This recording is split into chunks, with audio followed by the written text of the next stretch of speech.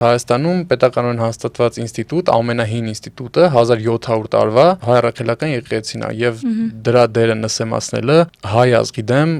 ուղղված արշավ է, որը որ Նիկոլն ու Աննան նպատակաուղղված իրականացնում են։ Չուլանացման վերաբերյալ նրա պնդումները, անդրադառնալով դրան, ասեմ, որ հենց այդ չուլանացումը փոխանակ ինքը փորձի դրա վրա իր միավորները հավաքել, իր ընտրազանգվածին կոնսոլիդացնել իր շուրջ, նա դրա փոխարեն երկրի վարչապետ հանդիսանալով պետք է հենց նպաստեր, որ եկեղեցիները վերակառուցվեն, վերանորոգվեն, որպեսզի հենց այդ ցեմենտով լի պարկերը, այդ նրա նշած աղբը եկեղեցիներում չլինի, սակայն ես բավականին շատ եմ եկեղեցիներ այցելում եւ ոչ մի եկեղեցում չեմ տեսել, որ նրա նշած որևէ աղբը լինի, փոխարենը ես ամեն օր գրեթե ամենայն դեպս ամեն չորեքշաբթի տեսնում եմ այդ աղբը, որը նստած է կառավարությունում եւ նիստեր է անում,